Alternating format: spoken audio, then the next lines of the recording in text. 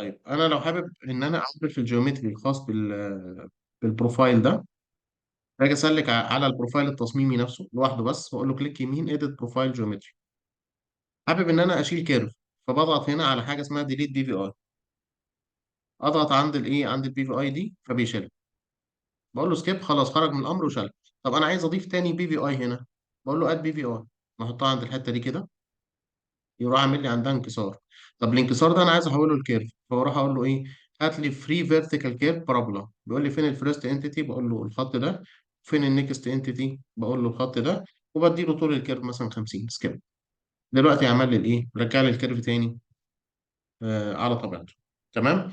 النقطه الثانيه اللي هي هنتكلم دلوقتي في التقاطعات بين الطرق وبعضها.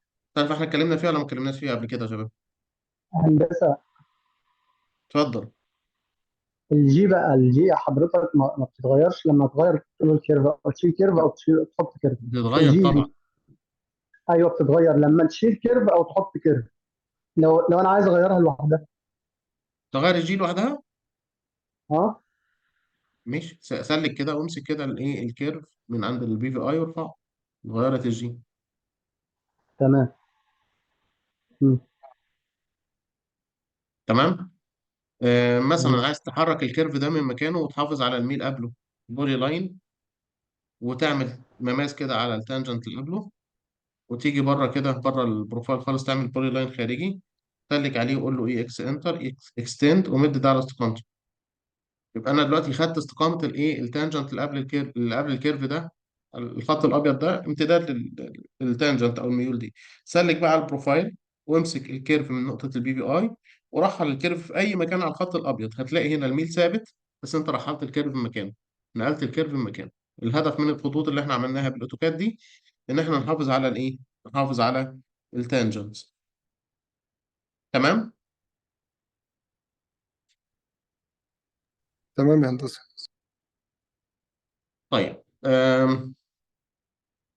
ده البروفايل اللي احنا عملناه له رقم واحد لو تفتكروا، صح؟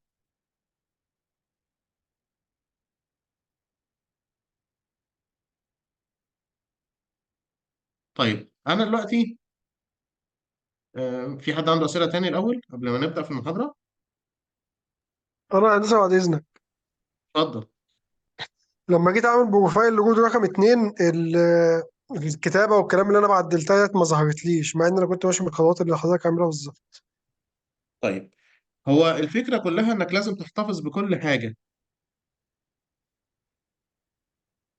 كنت الفكره، واخد كوبي كنت واخد كوبي زي حضرتك، زي نفس الخطوات اللي حضرتك ماشي بيها أنا كنت ماشي انت بيها. كنت بتحفظ الستايلات يا باشمهندس؟ أه.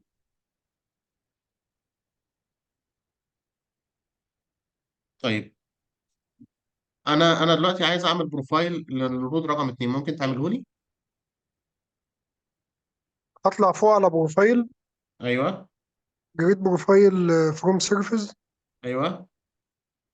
المفروض بقى إن هي إي جي ديت ما بتبقاش ظاهرة عندي، دي اللي ما بتبقاش حضرتك ظاهره عندك؟ مسيبها دي. دي ما بتظهرش عندك؟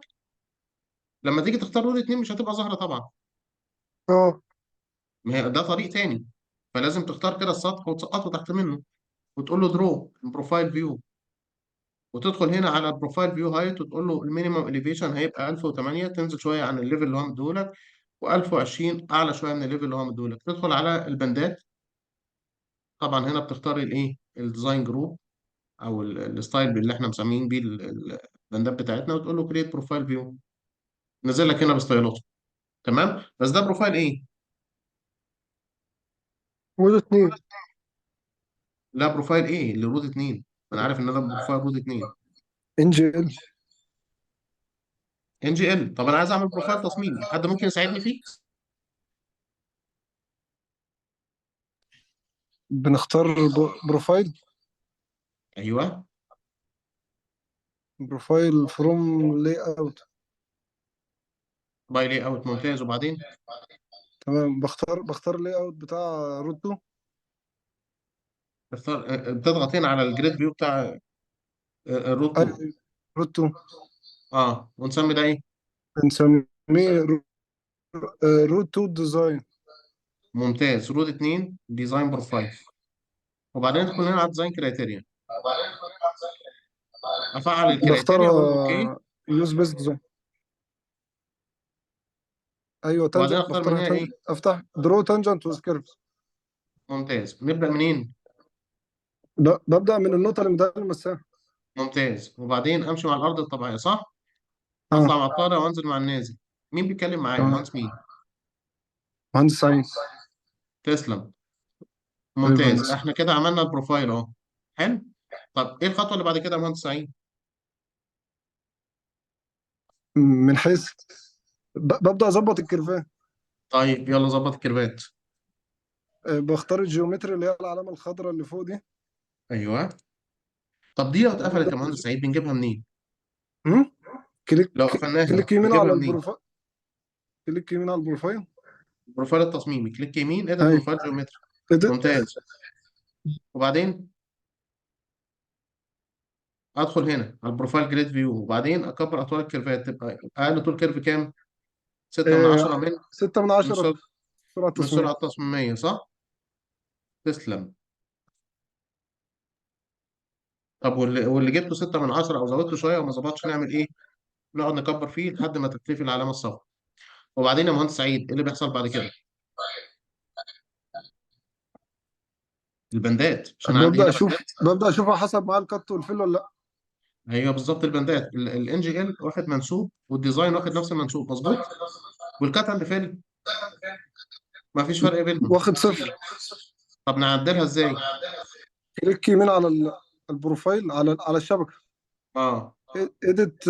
إيديت بروفايل بروبرتيز بانز. وبعدين وبعد كده بخش أعدل أختار البند مثلا رقم هو. 3 دي ديزاين بروفايل، هاي من رود 2 ديزاين بروفايل. البند رقم 4 بقارن بين ايه؟ الاكزيستنج والديزاين. مظبوط. تمام يا هندسة. خطوات ممتازه، بس في نقطه بقى يا مهندس سعيد. مش انا عندي الطريق رقم واحد متقاطع مع الطريق رقم اتنين؟ بشوف الانترسكشن وبعمل بوينت عنده. تمام. ازاي؟ قول لي الطريقه. انا بعمل بوينت جروب الاول لو مش معمول. ماشي، نعمل بوينت جروب. نيو. بسميه اي انترسكشن. بسميه انترسكشن. وبختار ونديله الستايل ونديله بتاعه. ستايل ونديله ليبل ستايل. اه. ونقول له انكلود اي نقطه الديسكربشن بتاعها بدأ باي ان. اه. الستار دي مهمه صح؟ تمام. النجمه دي مهمه. وبعدين اقول له اوكي. ايوه عشان بدايته اي ان. وبعدين اكريت نقطه من كريت بوينت. النقطه دي هنحطها بشكل مانيوال. فين؟ بختار افتقاط. هنسمي النقطه دي ايه؟ اي ان واحد. انترسكشن طريق واحد مع طريق اتنين. ونديها منسوب كام؟ هديها منسوب صفر. ممتاز. سكيب. وبعدين اقول له ابديت البوينت جروب. وبعدين اسحب الايه؟ اسحب النقطه كده. مظبوط. تمام. طيب بستفيد منها ايه يا مهندس سعيد؟ باخدها سقطها على البروفايل بتاع طريق رقم واحد. ممتاز، اسقطها على البروفايل من خلال ايه؟ اسلك انا على البروفايل كده اقول له بروجكت اوبجكت بروفايل فيو، واختار النقطه بتاعتي دي واقول له انتر، وبعدين اقول له هنا اديني الرود 1 ديزاين رود بروفايل ليفل. ديزاين بروفايل. اه بالظبط. اوكي. اوكي. النقطه اهي اسمها اي ان 1 2، يبقى ده المنسوب اللي انا عايز احترمه في الطريق رقم 2 ايوه 1011.964. نعملها ازاي دي؟ بخش على اسلك هنا طريق رقم اتنين واسقطها عليه. بروجكت اوبجكت بروفايل فيو، واختار هنا النقطه واقول له المنسوب هدخله بشكل ايه؟ مانوال. 1011.964. تمام. تمام يا هندسة. وبعدين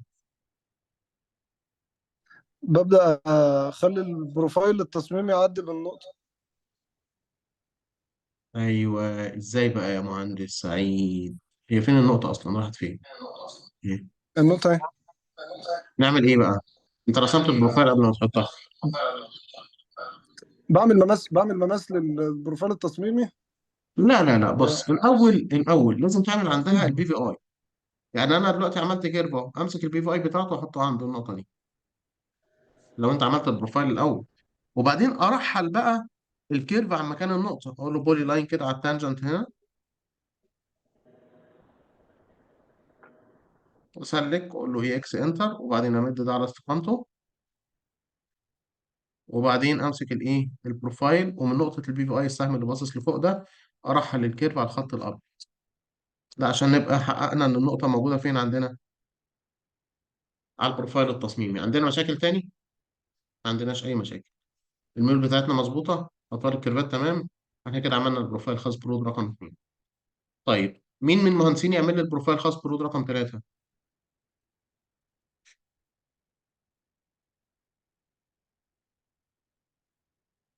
مش مهندسين؟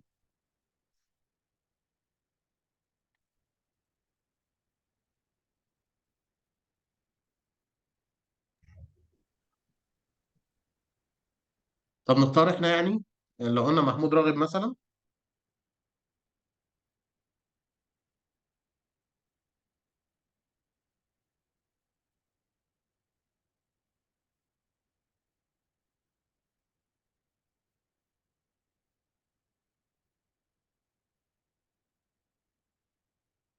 مهندس محمود معانا؟ محمد البنا. معاك يا باشمهندس.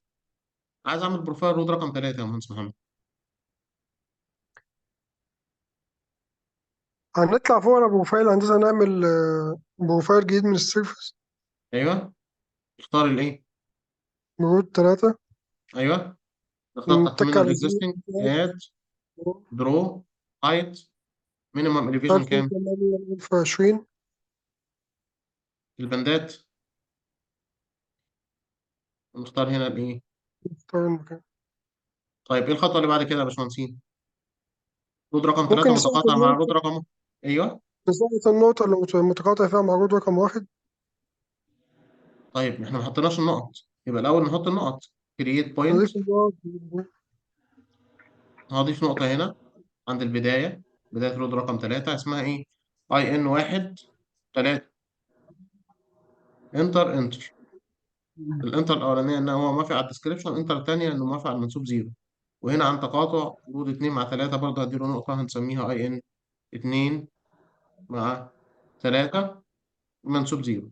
وبعدين اقول له ابديت للبوينت جروب. اسلك كده على الكتابه.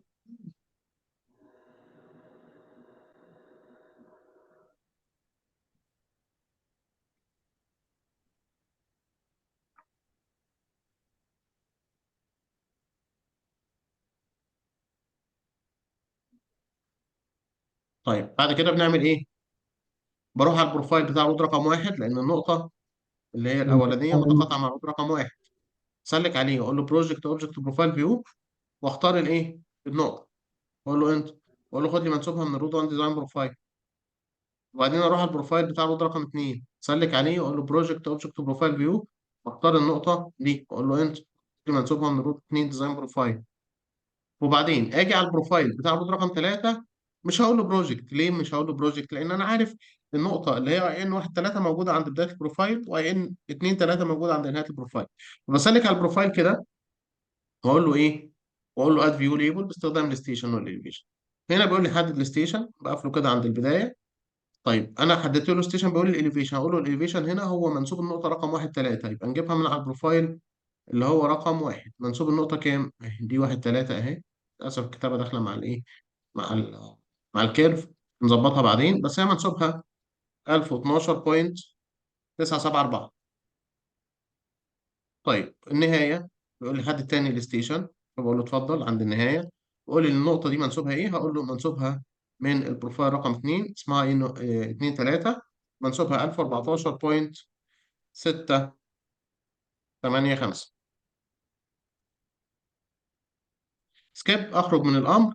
وبعدين اروح اعمل البروفايل بتاعي من خلال بروفايل كريت بروفايل باي لي اوت. اختار هنا البروفايل ده، وده هيبقى اسمه روت 3 ديزاين بروفايل. وادخل هنا على ديزاين كريتيريا، اقول له يوز كريتيريا بيز ديزاين، اقول له اوكي، واروح اقول له درو تانجنت تانجنت وسكيب. ابدا من النقطه دي وامشي مع الارض الطبيعيه، طالع مع الطالع ونازل مع النازل.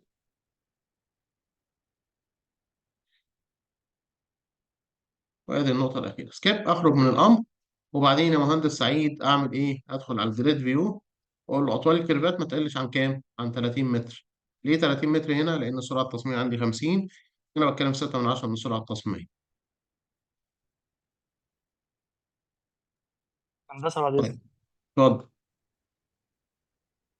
السرعة التصميمية ساعات لما بنيجي نعملها 36، أقصد طول الكيرف.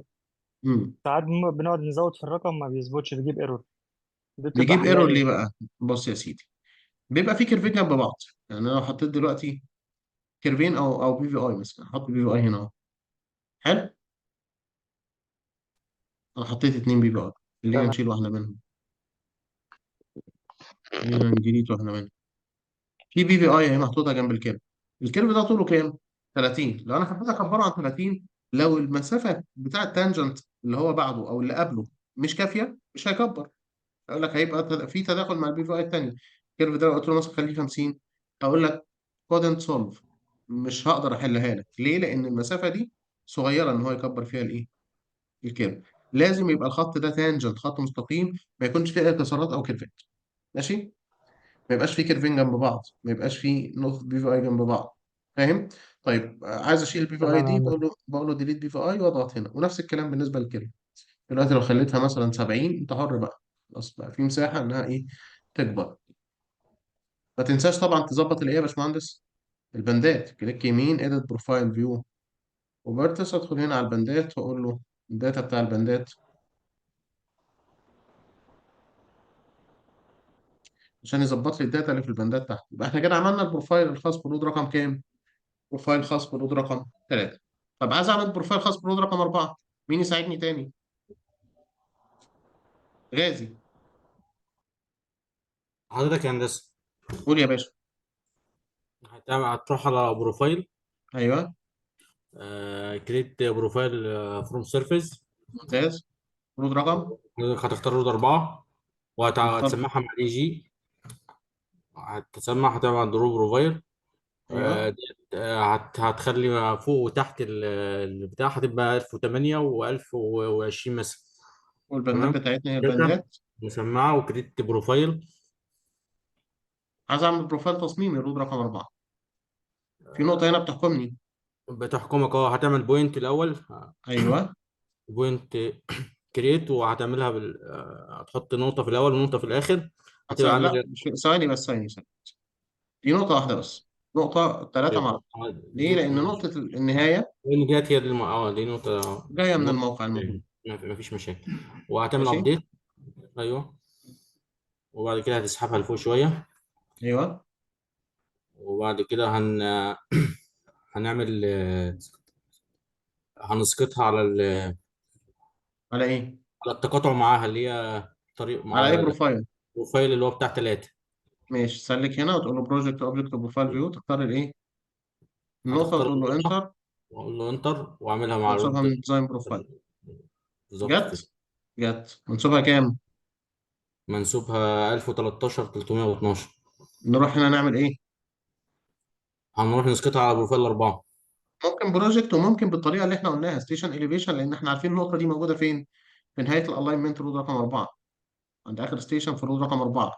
انا عارف الستيشن بتاعتها، فممكن اروح اقول له اد فيو ليبل باستخدام الستيشن والاليفيشن. بيقول لي فين الستيشن؟ بقول له عند النهايه. عند طيب النهاية. والاليفيشن هقول له 1013.312. مظبوط. مظبوط. بعد كده اروح اقول له ايه؟ فايل هعمل له كريت بروفايل، بروفايل. كريت بروفايل اللي هو لي اوت. فايل اوت. وهنا هنسميه ايه؟ هنسميه رود 4 ديزاين. ندخل هنا ونقول له اوكي. بعد كده اروح اقول له درو تانجنت تانجنت تاني ووز كيرف. ابدا من النقطه دي النقطة وامشي دي مع الارض يعني الطبيعيه. على الأرض ممكن يجي الطبيعية. تانجنت مره واحده.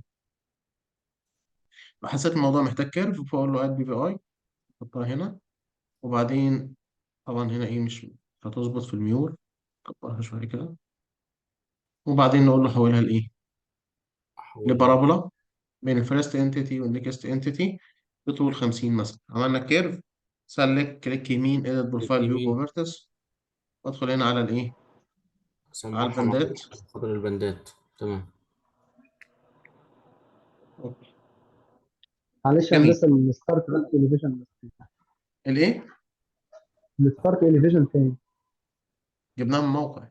المفروض هنا رابط على الاسفلت فوق. ايوه انا كتبتها ازاي على النقطه دي، على لا في البروفايل يا هندسه التاني، البروفايل انا فاهم التاني. قصدك.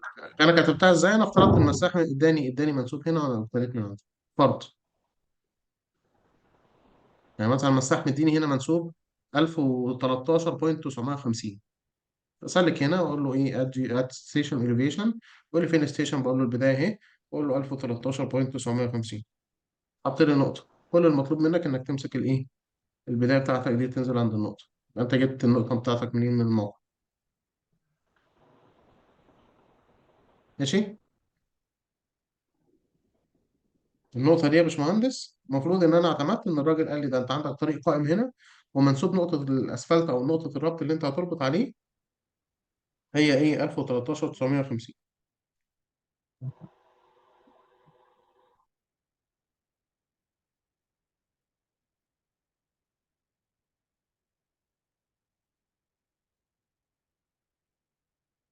خلاص كده يا باشمهندسين. تمام سلك كده هندسة. على الايه. طيب احنا كده عملنا البروفايلات، ما عندناش اي مشكله في البروفايلات.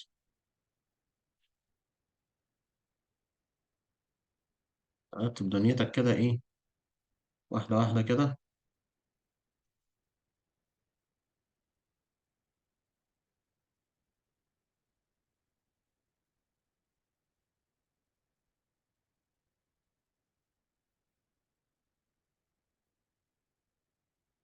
اهم من الشغل تظبيط الشغل. دلوقتي انا عايز ابدا في القطاع الانشائي، عايز اعمل قطاع انشائي للطريق. تمام. طيب هنبدا باسهل طريق عندنا، هو الطريق رقم 4. طريق رقم 4 ده شكله عامل ازاي من السنتر لاين؟ هارة يمين، وعلى يمينها رصيف، وبعد الرصيف في بيلدينج، في مبنى. هارة شمال، وعلى يمينها رصيف، على شمالها رصيف، وبعد الرصيف في بيلدينج. تمام كده. يبقى لو جينا نشكل القطاع بتاعنا، هنقول كده عندنا ايه؟ ادي ايه السنتر لاين بتاع الطريق.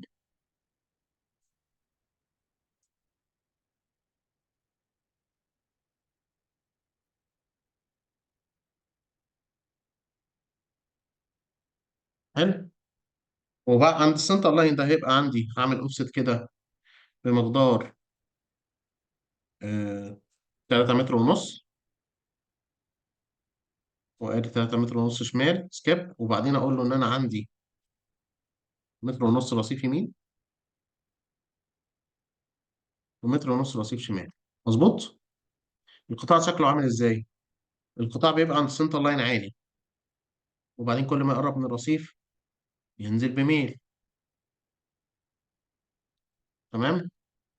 وهنا في الجهة التانية هعمل له ميرور. وبيجي هنا في الحتة دي كده بيبقى فيه زي بردورة كيربستون شكلها عامل كده.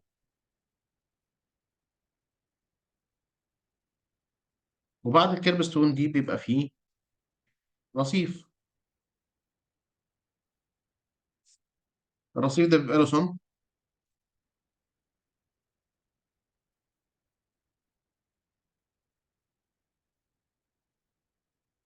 حلو الكلام. وهاجي اعمل ايه؟ اعمل الكلام ده ميرور حوالين السنتر لاين. طب وشكل الطبقات بتاع الطريق، اخد من ده اوفست مقدار مثلا 5 سنتي، وتحت منه هعمل اوفست بمقدار مثلا 6 سنتي، وبعد كده هعمل اوفست بمقدار 25 سنتي. مثلا 3 طبقات.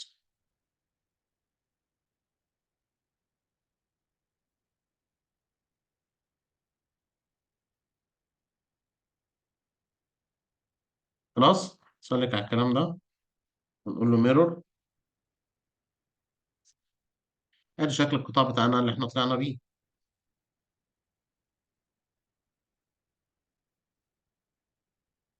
ده شكل الايه؟ ده شكل القطاع بتاعي. طبعا القطاع ده بيبقى ماشي على طول الطريق. يعني لو قلنا ده مثلا ايه المسار بتاع الطريق، فالقطاع بيبقى شكله عامل عامل ازاي؟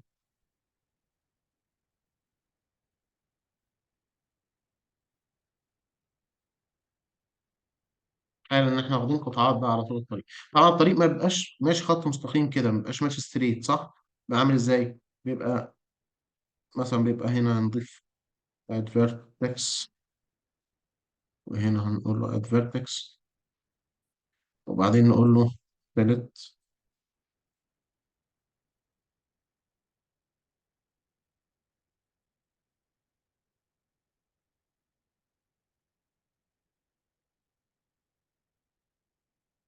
حلو. فاللي انا عملته ده، الخط اللي انا عملته ده يا جماعه بيمثل البروفايل التصميمي. دول حتى اللون الازرق كده عشان ايه؟ نقول ان الخط ده بيمثل البروفايل التصميمي. يبقى تحت منه الالاينمنت، يبقى تحت منه كده الالاينمنت. لو جينا قلنا مثلا الخط اللي احنا حولناه ده بيمثل الالاينمنت. الالاينمنت برضه بيبقى فيه تعريج، بس تخيلوا ان فيه تعريج او النتوءات بتاع الايه، بتاع الطبيعه. تعالوا نعمله كده باللون الاحمر. التانجنت او القطاع العرضي ده بيبقى ماشي مع الالاينمنت. لو جينا خدناه تاني كده كوبي، بيبقى ماشي على الالاينمنت بس منسوب البروفايل التصميمي. يعني النقطه اللي فوق دي نقطه الكراون، النقطه اللي هي المركزيه بتاع القطاع، بتبقى ماشيه فوق الالاينمنت، بس يا جماعه بمنسوب البروفايل التصميمي. حلو الكلام. القطاع او الشكل اللي قدامنا ده، الشكل ده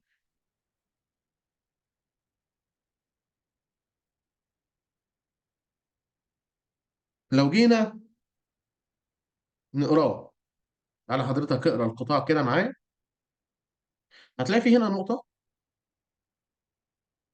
تحتيها نقطه اللي هي الجوين بتاع اللينكات مع بعضهم، وهنا نقطه، وهنا نقطه. النقطه اللي فوق خدهم كلهم بنفس بنفس السكيل، اما ايه ما يبقاش شكلها مش لطيف.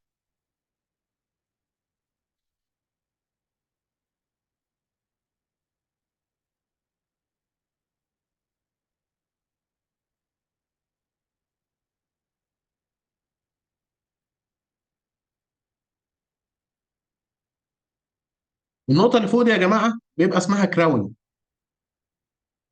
النقطه التاجيه، تاج يعني. حلو. النقطه دي بيبقى اسمها كراون. وفي طبعا هنا نقط على الايدج بتاع الطريق، على اللينكات دي، نهايه اللينكات دي هتلاقي ايه؟ نقط بنفس الايه، نفس الشكل. كل التقاء لينك مع لينك هتلاقي فيه نقطه.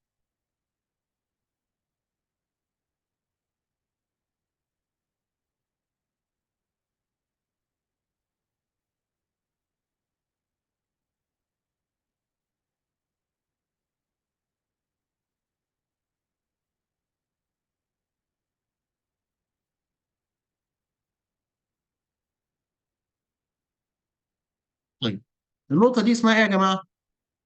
جراوند. طيب اللينك اللي فوق ده بيبقى واخد كود اسمه ايه؟ توب او بيف، بيبقى واخد كودين.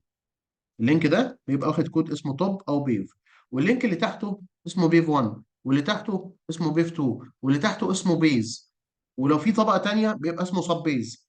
تمام. اخر لينك عندك بيبقى واخد كودين. اول لينك فوق بيبقى واخد كودين، كود اسمه توب وكود اسمه بيف، واللينك الاخير بيبقى واخد كودين. يعني ده لينك البيز، صح؟ يبقى اسمه بيز واسمه ديتم، بيز وديتم. لكن اللينكات اللي في النص، اللينك ده واخد كود واحد واللينك ده واخد كود واحد. حلو. طيب يبقى هنقول ده تاني اسمه ايه؟ اسمه بيف، واسمه توب، وده اسمه بيف 1، وده اسمه بيف 2، وده اسمه بيز وديتم.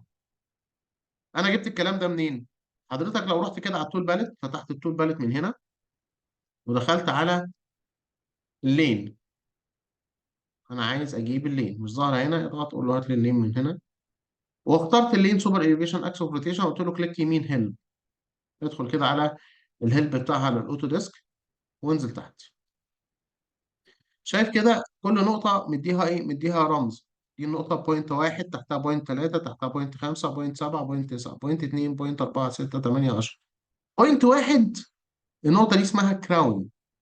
بص كده، نقطه واحد اسمها كراون، كراون بوينت اون فينيش جريد.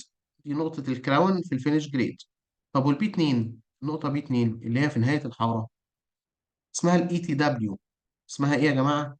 اي تي دبليو، inside edge of lane on finish grade. طيب البي 3، بي 3 دي تحت البي 1، مش كده؟ البي 3 اهي تحت البي 1، هي النقطه دي، النقطه دي بالظبط. اسمها ايه؟ بيبقى اسمها باسم النقطة اللي فوقها واللينك اللي قصادها. طب اللينك اللي قصادها ده اسمه ايه؟ اسمه بيف 1، اللي فوق اسمه بيف وتوب، واللي تحت منه اسمه بيف 1. فاللينك اللي قصاد نقطة رقم 3 اسمه بيف 1. يبقى البوينت رقم 3 اسمها ايه؟ اسمها كراون، اسم النقطة اللي فوقها بيف 1. بس كده، اسمها كراون بيف 1. ليه؟ لأن اللينك اللي قصادها اللي هو اللينك رقم 2، لينك رقم 2 اسمه بيف 1. خلاص كده؟ طب النقطة رقم 5 اسمها ايه؟ اسمها كراون بيف 2. طب النقطة رقم 7 اسمها كراون بيز. والنقطة رقم 9 اسمها كراون سب بيز، لأن اللينك الأخير ده اسمه سب بيز وديتوم. طب النقطة بي 2 قلنا اسمها اي تي دبليو، اللي هي الانسايد ايدج اوف بيفمنت اهي. اي تي دبليو انسايد ايدج اوف لين اوف فينش جريد. حلو. طيب دي اسمها اي تي دبليو. طب النقطة اللي تحتيها على طول اللي هي البي 4 اسمها باسم النقطة اللي فوقها واللينك اللي قصادها، اللينك اللي قصادها اسمه بيف 1، اسمها اي تي دبليو بيف 1. والنقطة بي 6 اي تي دبليو بيف 2. النقطة رقم 8 اي تي دبليو بيز. النقطة رقم 10 اي تي دبليو سب بيز. اتفقنا؟ طيب الخط ده اسمه ايه؟ بيف 1 اللي هو اللينك رقم 2. الطبقة اللي فوق منه بتبقى شيب، الطبقة اللي هي الشكل اللي بين المستطيل اللي فوق، اللي هي فوق البيف 1، بيبقى اسمها بيف 1. الشيب اللي هو فوق البيف 1 اسمه بيف 1، والشيب اللي فوق بيف 2 اسمه بيف 2، والشيب اللي فوق بيز اسمه بيز، والشيب اللي اسمه اللي فوق سب بيز اللي هو اللينك او التهشير اللي هيبقى في الطبقة دي اسمه سب بيز. خلاص كده يا شباب؟ يبقى احنا دلوقتي ايه؟ كل نقطة من النقط دي ليها ايه؟ ليها مسمى. طبعا نفس الكلام بالنسبة للايه؟ للكيربستون. يعني انا دلوقتي حبيت اظهر الكيربستون، بدخل هنا على الكيربس واقول له مثلا هات لي الايه؟ هات لي الهيلب بتاع الكيربستون كده. هتلاقي ان هو ايه؟ فتح لك الكيربستون وتحت مديك الايه؟ مديك الاكواد. النقطة بي 1 اسمها كذا، بي 6 اسمها كذا، طبعا مديك هنا الايه؟ المسميات. بي 1 اسمها الفلانج. النقطة بي 2 اللي هو طبعا بيدي اكواد للنقط المهمة. البي 6 مش مهمة بالنسبة له، مش هتشغله في حاجة، يعني مش هيستفيد بيها في حاجة، مش ظاهرة. تمام. البي 2 اسمها ايه؟ اسمها الفلو لاين جتر. فلو لاين جتر. البي 3، فين البي 3؟ اهي اللي فوق دي اسمها التوب كيرف. والبي 4 اسمها الباك كيرف. تمام. هي دي النقط المهمه بالنسبه له. طب باقي النقط ما ادهاش اكواد، مش مهم، دي نقط ظاهره، هيحتاج ان هو يدخلها معاه في ايه؟ يدخلها معاه في تكوين اسطح ولا حاجه، فيعتمد عليه. حلو.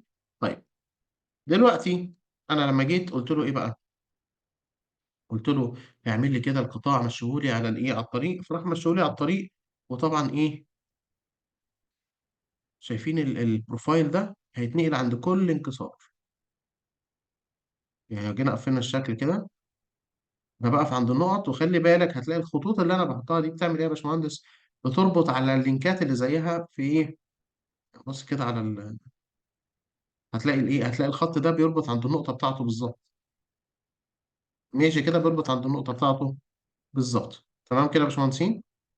الخط اللي تحت ده جاي ايه؟ جاي رابط هناك برضه. وجينا سلكنا كوبي، وهنا نفس الكلام. كل خط من دول ليه مغزى. هنا بص انا بعمل ايه؟ انا عملت شكل ثلاثي الابعاد.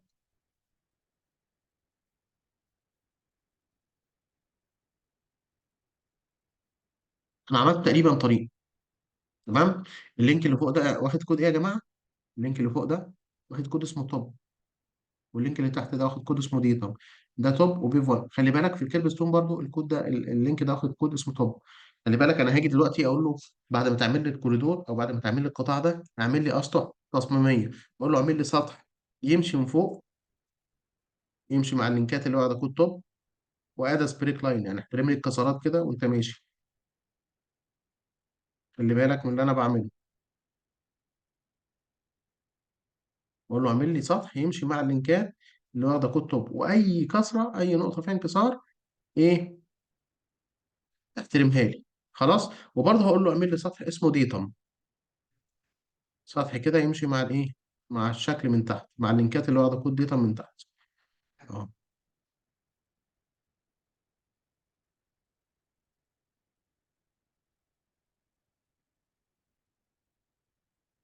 تعالوا بس نسلك على الايه، نسلك على اللينك اللي تحت ده ونقول له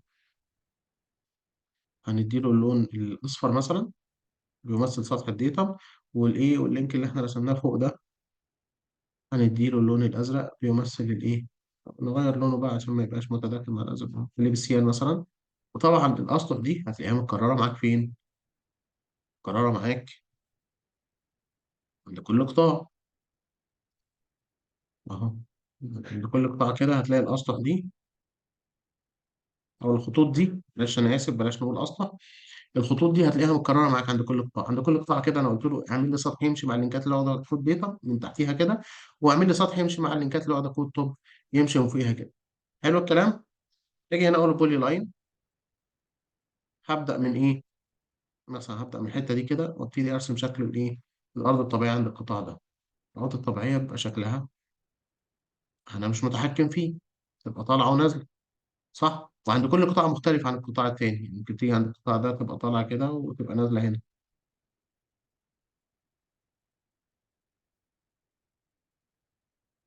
ممكن عند قطاع تبقى طالعه بس مش نازله خالص. الارض الطبيعيه اعلى من منسوب القطاع، وقطاع تاني تبقى نازله بالشكل ده. حلو. لو جيت اديت الخطوط اللي هي بتمثل سطح الايه، سطح الارض الطبيعيه، اديتها لون وليكن اللون الاحمر.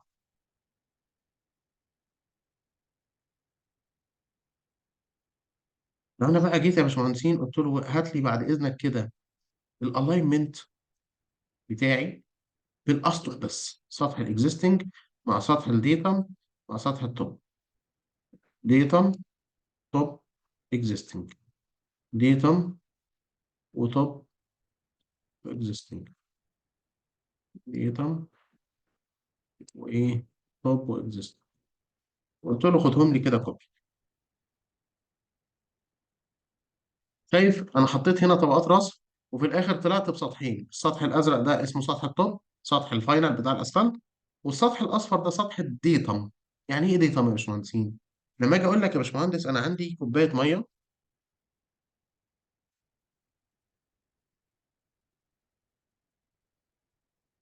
بالشكل ده، وجيت قلت لك احسب لي حجم الميه في الكوبايه ومساحه الكوبايه كذا. حلو. جيت قلت لك مساحه الكوبايه دي س. حلو. وقلت لك احسب لي حجم الميه. تقول لي طب الميه واصله لحد فين؟ لاي ليفل؟ الليفل بتاع الميه ده هو الديتم، هو الريفرنس بتاعك لحساب الكميات. لو قلت لك مثلا الميه واصله لحد هنا،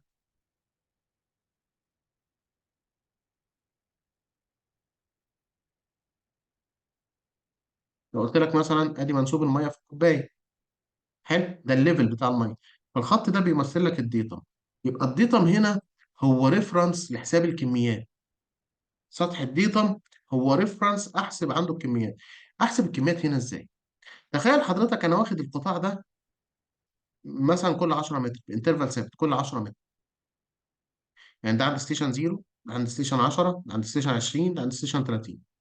انا عايز احسب كميات القطع والردم عند كل ستيشن. بص دايما الكميات عند ستيشن 0 بزيرو. ليه؟ لان مفيش قطاع قبل ستيشن 0. انت ما اشتغلتش. تخيل حضرتك واقف هنا وبتقول لي احسب كميات ايه وانت اشتغلت؟ الظاهر قدامك هنا انا عايز احسب كميات صح؟ هتحسب كميات بين ايه وايه؟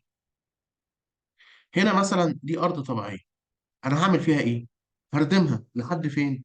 لحد منسوب الداتا الخط الاصفر. طب وهنا دي ارض طبيعيه اهي، هعمل فيها ايه؟ هقطعها لحد فين؟ لو هتقول لي لحد منسوب الخط التصميمي اللي فوق اللي هو منسوب الطب، لا، انت المفروض تقطع لحد الخط الاصفر. ليه؟ عشان انا في الاول عايز اوصل لمنسوب الديتم ده، وبعدين ارجع احط الطبقات الانشائيه بتاعتي اوصل لمنسوب الايه الفاينل ليفل. فانت الكميات عندك بتبقى بين الاكزيستنج، بين الارض الطبيعيه والايه يا باشمهندسين، والديتم، بين الارض الطبيعيه والديتم. طيب يبقى انا دلوقتي لو قلت مثلا دي ستيشن زيرو، وجيت قلت لك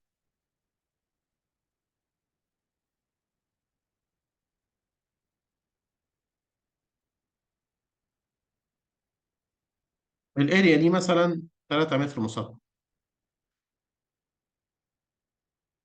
حلو، والاريا دي والاريا دي ودي وهنا دي ودي. خلي بالك انا الخط الازرق ده، او الخط اللي هو بتاع الطب ده، ولا يشغلني. ليه ولا يشغلني؟ مش مدخله معايا في الكميات. ليه؟ هو الكميات بتاعته كميات انشائيه. انا المفروض اقطع في الارض الطبيعيه، ارض في الارض الطبيعيه، عشان اوصل للخط الايه؟ عشان اوصل للخط الايه؟ الاصفر. يعني مثلا اهو، تعالى كده نشيل الخط الازرق عشان ما يلخبطناش.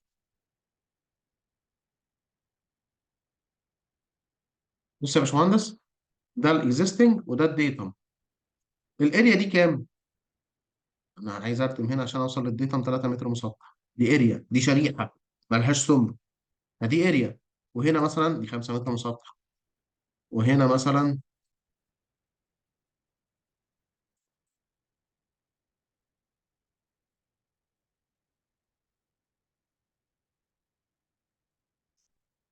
دي 1 متر مسطح، ودي 1 متر مسطح مثلا.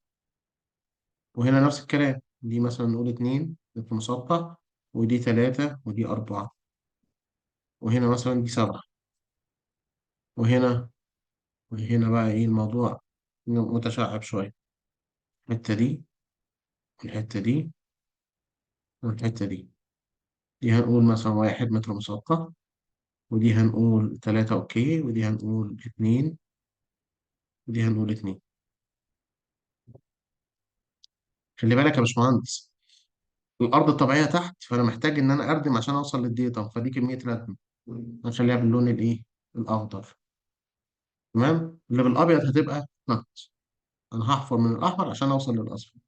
تمام.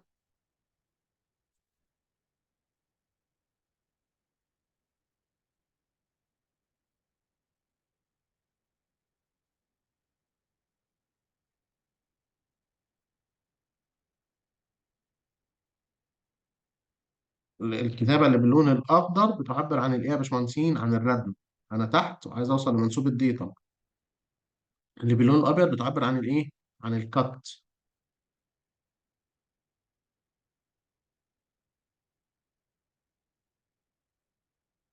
طيب، عايز احسب كميات عند ستيشن زيرو. انا عندي اريا كات واريا فيل، مظبوط؟ مش دي ستيشن زيرو يا جماعه؟ دي ستيشن زيرو عندي. انا مقسم الانترفال بتاعي، واخد كده قطاع كل 10 متر.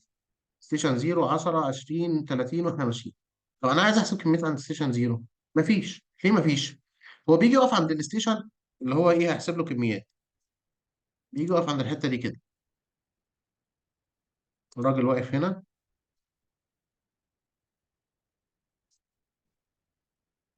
ويجي يقول والله انا عندي الكت، الاريا بتاع الكت هنا قد ايه؟ لا 5 متر مسطح. وانا عايز اجمعها على الاريا بتاع الكات اللي قبليها. طب ده انا واقف عند ستيشن زيرو، انا اشتغلت قبل كده؟ لا، ما اشتغلتش قبل كده. يبقى 5 زائد ما فيش. 5 زائد صفر يديني كام؟ 5. اقسم على الاثنين عشان اجيب متوسط المساحه بين الكات عند الستيشن اللي انا واقف عندها والستيشن اللي قبلها. يبقى 5 زائد صفر بكام؟ بخمسة. اقسم على الاثنين، متوسط بقى. 5 زائد صفر على الاثنين، مجموعهم على ايه؟ على عددهم. مجموع المساحات، ادي مساحه 5 زائد مساحه صفر على عددهم. 5 زائد صفر على الاثنين، راح مديني 2 ونص. يبقى كده جاب متوسط مساحه بقى بين ستيشن زيرو والستيشن اللي مش موجوده قبل كده، ويروح ضارب في المسافه بينهم. طب ده ما فيش مسافه قبل كده اصلا. يضرب بقى 2 ونص في ايه؟ في صفر، يديني هنا صفر. مفيش كميات عند ستيشن زيرو. لكن الكميات تظهر عندك فين؟ لما الراجل ايه ياخد بعضه كده ويقول لك بص بقى، انا هاجي أبقى عند ستيشن ايه؟ عند ستيشن 10 احسب لك كميات. انا عايز احسب كميات ايه؟ كات. انا عندي عند السكشن ده 3 متر مسطح و4 متر مسطح، يبقى 7. 7 يجمعها على مساحة القطر اللي قبلها اللي هي كام؟ 5. 7 زائد 5 12. اقسم على الاثنين. لان المساحه دي والمساحه دي عند قطاع واحد يبقى مساحه واحده. 3 زائد 4 مساحه واحده عند سيكشن واحد. 3 زائد 4 7. 7 زائد 5 يبقى كام؟ يبقى 12 على الاثنين يديك كام؟ 6. اضرب في المسافه بينهم اللي هي الانترفال 10 متر، يديك الكميه بتاعتك. انت عايز تقطع ما بين السكشن رقم 0 والسكشن رقم 10، عايز تقطع 6 متر مكعب، 60 متر مكعب انا اسف.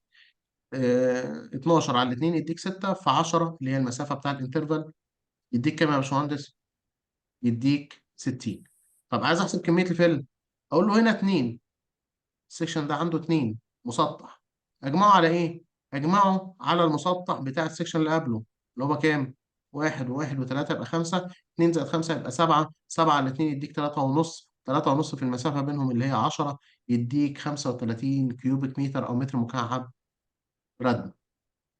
تمام كده؟ طيب عند السكشن اللي هنا أهو، على الراجل اللي واقف عند السكشن 20،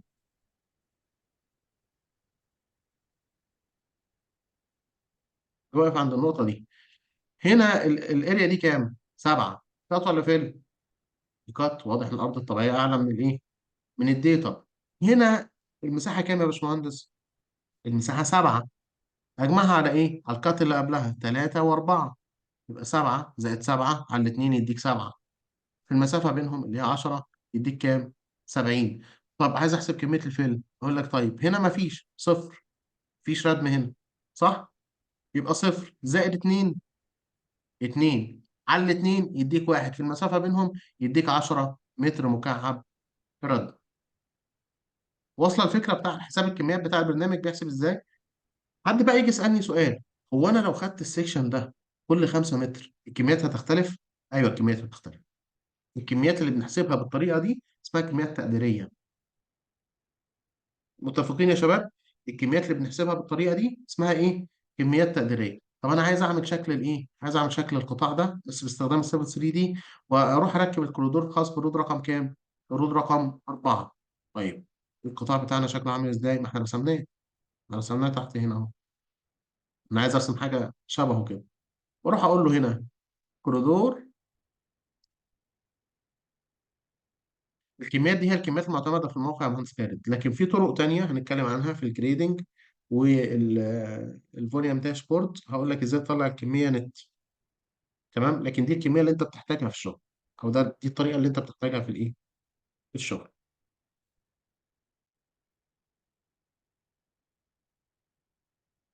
لا اله الا انت.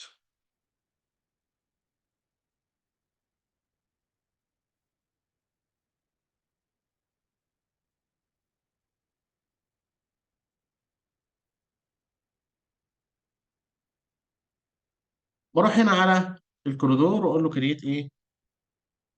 كريت اسمبلي. الاسمبلي ده هسميه اسمبلي 4 خاص برود رقم 4. هضغط هنا في اي مكان راح راسم لي النقطه دي. نقطه الاسمبلي دي بتمثل نقطه الكراون، اللي يمينها بيبقى فيه ايه؟ بيبقى فيه حارات. هروح افتح من هنا التول باليت واقول له هات لي اللين، واقول له هات لي اللين سوبر اليفيشن اكسس لوكيشن، بختارها من هنا كده. بيفتح لي البارامترز دي، بقول له والله بيقول لي عرض الحاره عندك كام؟ الاول هترسم الحاره اللي انت هترسمها دي رايت ولا ليفت؟ واعملها رايت. حلو، ممكن انا اختارها ليفت لو انا حابب، او اختارها رايت براحتي. عرض الحاره كام؟ عرض الحاره عندي في الرسم 3 متر ونص، وهنا هو مديها 3 متر و60 سم. انا مش هعدلها هنا لسبب، انا هاخد العرض بتاعها من الايه؟ من الخطوط الكاد اللي انا راسمها.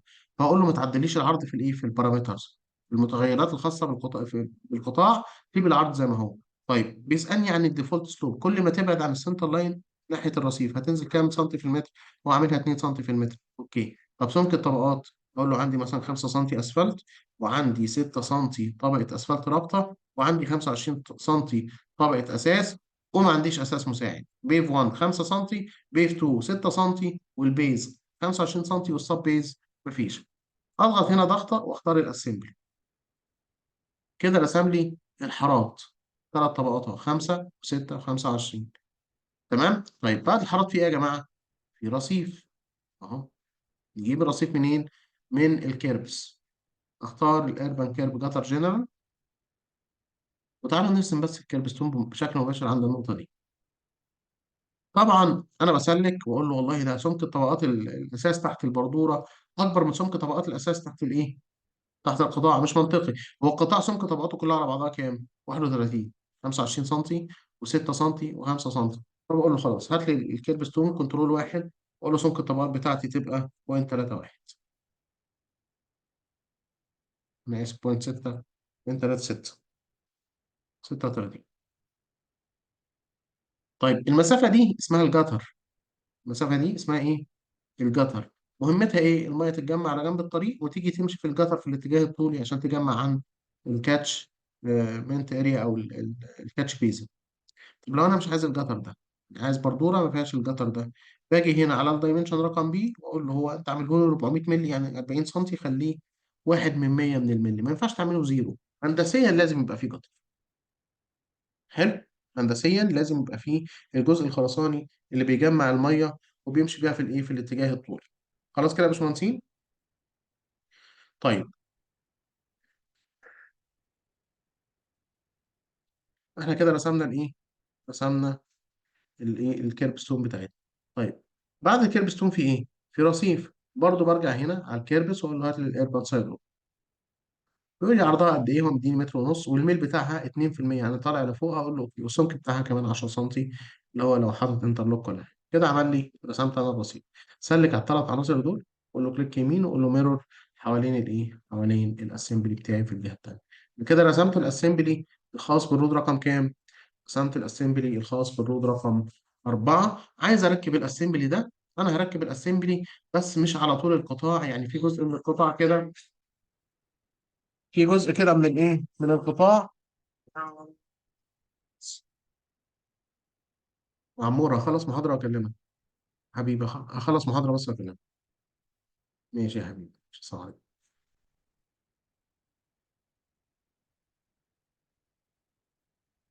اركب القطاع ده ازاي؟ الامر بسيط خالص يا باشمهندس. انت هتيجي تقول له ايه، امسك لي الاسمبلي اللي انا عملته من النقطة دي، ركبها لي على الالاينمنت بتاع رود رقم 4، والنقطة دي يبقى منسوبها منسوب البروفايل التصميمي. الخطوات دي هتعملها ازاي؟ باستخدام السيفل. تقول له هنا كوريدور، كرييت كوريدور، رود رقم 4 كوريدور. اختار هنا المسار بتاعك رود رقم 4، وقول له منسوب النقطة اللي أنا مسكت منها يبقى منسوب الديزاين بروفايل، والاسمبلي هو اسمبلي رقم 4 اللي أنا عملته. وهنا بيقول لي التارجت سيرفيس اللي أنت هتحسب له كميات هو الأرض الطبيعية. وأقول له أوكي. لو انا دلوقتي قلت له اوكي يا باشمهندسين، هيروح حاطط لي القطاع بعروضه زي ما هي. يعني عرض الحاره 3 متر و60 سم، انا هعملها كده في الاسمبلي، هيحطها لي 3 متر و60 سم على الايه، على الرسمه. لكن انا عايز اقول له لا، ده انا عندي عرض الحاره 3 متر ونص، وده انا مقسم على اساسه الايه، شغل الكاد بتاعي. عشان كده هاجي اقول له ايه، اولا انت هتبدا من ستيشن زيرو تحط القطاع بتاعك، وهتنتهي فين؟ هضغط له ضغطه كده عند الاند ستيشن. شايفين حته الانترسكشن، منطقه التقاطع دي؟ تعالى عند الكيرف، الكيرف اللي هو بدايته ابعد من التقاطع، واديله ضغطه. كده قال لك انا هقف الكوريدور بتاعك يبتدي من ستيشن زيرو ويقف هنا.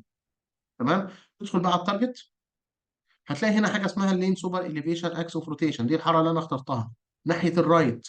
عرضها تاخده منين؟ هقول له الويتس تارجت بتاعها اخده من الرسم. اضغط هنا ضغطه، اسلك كده على الويتس تارجت، اقول له اضغط لي هنا ضغطه، اقول له خد العرض من الخط ده. واللين سوبر اليفيشن اكس اوف روتيشن الويتس تارجت بتاعها ناحيه الليفت، هتاخده منين؟ اضغط هنا ضغطه واقول له خدها لي من الخط ده اللي هو الاسفلت ايدج. طيب والسايد ووك، الاربن سايد ووك الاوفست تارجت سايد ووك ويتس اللي هو العرض بتاع السايد ووك، هاخده منين؟ من الخط الازرق ده. والسايد ووك ناحيه الليفت ناخده من الخط الازرق في الجهه الثانيه ونقول له. هقول له هنا اوكي، واقول له ريبيلد اعاده بناء للكوريدور. هلاقي ان هو ركب لي الكوريدور بتاعي. تعالى سلك حضرتك كده على الكوريدور وقول له كليك يمين اوبجكت فيور.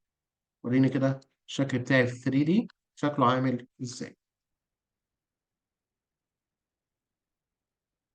ادي القطاع بتاعنا اهو، ده اللي احنا عملناه ورحنا مركبينه على الايه، على القطاع. الخطوط اللي بالعرض دي اسمها الفريكوانسي. لو جينا بصينا كده من ايه، من تحت القطاع عشان نشوف شكلها عامل ازاي من تحت.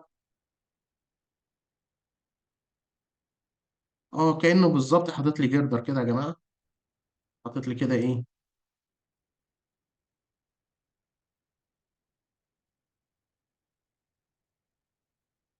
فاهمين الشكل؟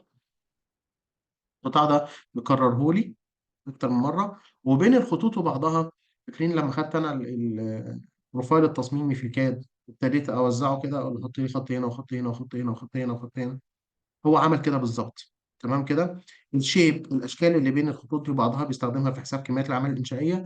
الخطوط اللي احنا خدناها كوبي وعملناها عند كل نقطه دي اسمها فيتشر لاين، بتبقى ماشيه بالمناسيب التصميميه وهنحتاجها في الربط في التقاطعات، وهنفهم فكره الفيتشر لاين ان شاء الله وقتها. خلاص، احنا كده ركبنا القطاع الخاص بالرود رقم واحد. دلوقتي انا عايز اقول له اعمل لي سطح يبقى ماشي كده من فوق القطاع، واعمل لي سطح يبقى ماشي من تحت القطاع. الحدود الجانبيه للسطح من هنا ومن هنا، هقول له اخر خط يبقى موجود عندك في الكوريدور هو الحدود الجانبيه بتاعته. سلك حضرتك هنا على الكوريدور وقول له كليك يمين وقول له كوريدور بروبرتس، وادخل هنا على الاسطح وقول له هكريت سطحين. سطح هنسميه 4 ديتم، يعني رود 4 ديتم، هنستخدمه في حساب الكميات. وسطح تاني هنسميه رود 4 توب، هنجيب سطح عشان نجيب منه الفاينل ليفل بتاعه. السطح التوب ده انا هقول له امشي لي مع اللينكات اللي واخده كود اسمه توب، اد سبريك لاين احترم لي كل كسره، توب لينكس ارسم لي سطح فوق اللينكات دي. اما سطح الداتا فهقول له امشي لي مع اللينكات اللي واخده كود داتا، اد سبريك لاين، واقول له هنا ايه، توب لينكس. الحدود الجانبيه هاجي عند السطحين واقول له اختار اول اختيار من كليك يمين كوريدور اكستنس از اوتر باوندري، وهنا كليك يمين كوريدور اكستنس از اوتر باوندري، اقول له اوكي، واقول له ريبيلد. كده عمل لي سطحين، ادي سطح وادي سطح. اوبجكت فيور ورينا في 3 دي السطحين دول. دي الاسطح التصميميه بقى يا جماعه، سطح من فوق القطاع وسطح تاني من تحت القطاع. السطح اللي من فوق ده اسمه التوب سيرفيس، والسطح اللي من تحت ده اسمه الديتم سيرفيس. والاثنين بقى موجودين عندي في الايه، في القائمه. كان عندي الاول اكزيستنج جراوند، بقى عندي رود 4 ديتم ورود 4 توب. عملت الاسطح التصميميه الخاصه بالرود رقم 4. انا اكتفي بالكلام ده ان شاء الله، نكمل في المحاضره الجايه. حد عنده اسئله؟ عاوزين اتفضل. معلش النقطة الأخيرة دي تاني بعد إذنك عشان أنت قلتها. الاسطح. أه. طيب تعالى نسلك على السطحين دول ونقول له ديليت.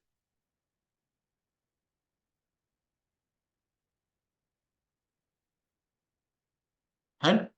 حضرتك بتسلك هنا على الكوريدور وتقول له كليك يمين، تقول له كوريدور وفيرتس. حلو، ادي سطحين اهم، شيلهم. بتقول له هكريت سطحين.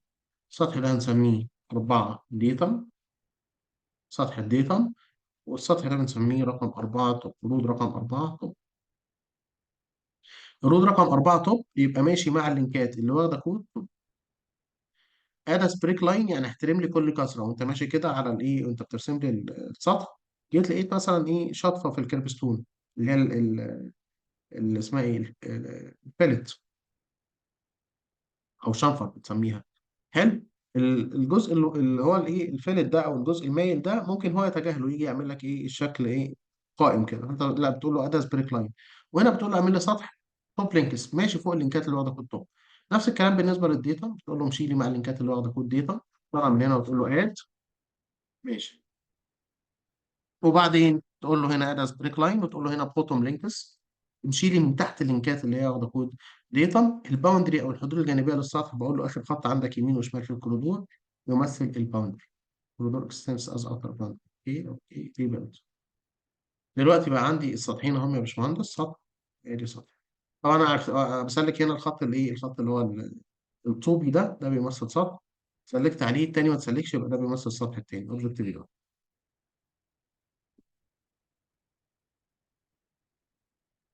طب كده هتلاقي طبعا ايه، بص هنا حتى الشكل السطح جاي عامل كيرف هنا. ليه؟ لان البروفايل بتاع الرود رقم 4 في كيرف هنا في النص، فهو السطح ماشي مع الايه، مع البروفايل. او البيس بوينت بتاعتك بتمثل الايه، تمثل الالاينمنت والبروفايل التصميمي كليفل. خلاص. تمام يا هندسة. في اسئله يا شباب؟ لا تمام يا هندسة. طيب في امكانيه ان نقدم المحاضره الجايه نخليها يوم الثلاث؟ ممكن اطلع عمره ينفع عشان ما نكنسلش المحاضره بس.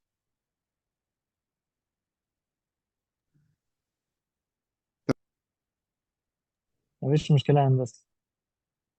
عند كل الناس؟ تمام يا هندسة. خلاص، يبقى ميعادنا يوم الثلاث الساعة 7 مساء إن شاء الله.